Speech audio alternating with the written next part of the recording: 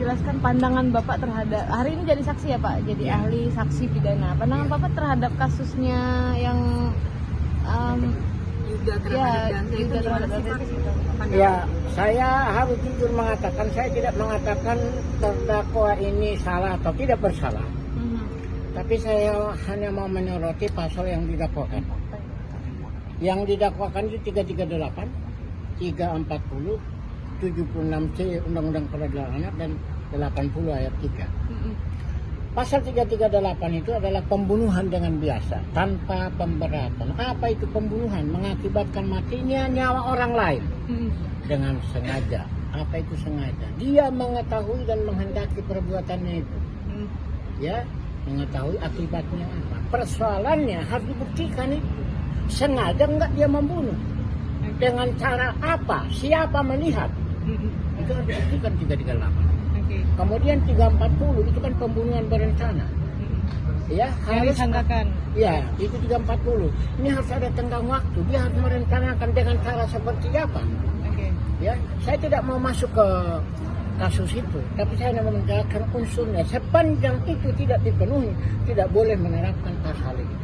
338 dan 340. Kemudian pasal peradilan anak.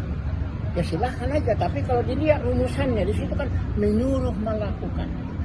Siapa yang disuruh? Siapa yang menyuruh? Harusnya ada pasal lain. Memenuhi tidak Pak? Ya tidak memenuhi. Menyuruh melakukan, siapa yang disuruh? Tidak ada di sana. Nah, bahkan yang menyuruh itu yang bertanggung jawab, yang disuruh tidak bertanggung jawab. Kalau si terdakwa ini disuruh, berarti dia tidak bertanggung jawab. Yang menyuruh siapa? Menggunakan pasal itu harus hati-hati, harus sesuai dengan unsur yang ada dalam pasal itu. Jadi boleh dibilang pasal tersebut lemah? Bukan lemah, tidak bisa dipakai. Tidak bisa dipakai. Kalau lemah kan masih bisa dipakai ya. Oke. Biasanya kalau lemah dipakai. Ya. Jadi kalau menurut Bapak pasal yang pas untuk persoalan ini apa? Boleh saya berpendapat? Boleh. Saya jujur, karena 359. Apa itu Pak? Kelalaian. Karena kurang hati-hati, karena kelalaian mengakibatkan matinya orang lain. Karena kelalaian kalian saya nggak bisa merokok. Oke, Pak, unsur kelalaiannya seperti apa contohnya? Loh, kalau kelalaian itu kan begitu, saya kasih contoh ya. Misalnya saya ngambil batu begini, saya lagi merokok ngambil batu, tiba-tiba saya lemparkan ke sana, tuh kena kepala orang meninggal. Apa sengaja saya mengakibatkan mati? Enggak kan? Itulah kurang hati-hati, lalai. Tapi kalau misalnya saya membunuh, saya bertengkar dengan beliau ini, siapa namanya ini? Jangan takut, nggak akan saya bunuh. Tapi bertengkar, saya ambil batu, pak, seketika. Tidak ada perencanaan. Tidak ada, loh, mana ada perencanaan? Bertemu, bertengkar, puk. Perencanaan itu harus ada tenggang waktu. Tenggang waktunya maksimal berapa? Ya nggak ada ketentuan, tapi mesti tenggang waktu itu harus dihubungkan dengan ketenangan jiwa. Ya, sempat enggak dia berpikir, oh ini akibatnya begini, kalau saya begini, ada nggak seperti itu?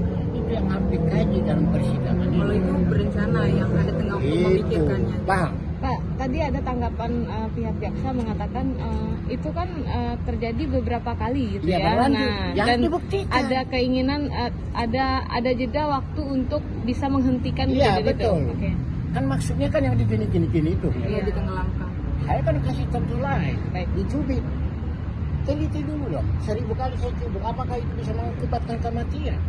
Kan gini kan, yang ditekan kan pinggangnya ini kan, bukan kepalanya. Apakah itu menjadi dasar untuk mengatakan pembunuhan? Makanya harus kita belajar dari fakta. Kalau enggak nanti semua bisa masuk penjara, Anda juga bisa masuk penjara itu. Tapi kalau udah ada bukti CCTV, terus udah ada saksi-saksi yang... Ya saya tidak mau campur tangan di situ, bukan bidang saya. Saya hanya normanya saja. Nanti dengar aja itu ahli mereka itu. Ya, kalau CCTV.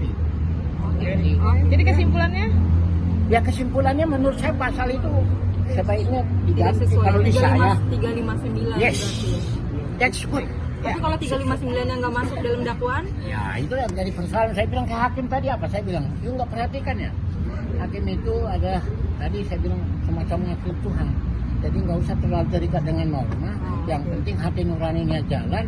Ya kalau dia dicemooh ya silahkan aja, nggak apa-apa. Itu tanggung jawab kita sebagai mengerjakan sesuatu. Oke. Oke, baik Pak.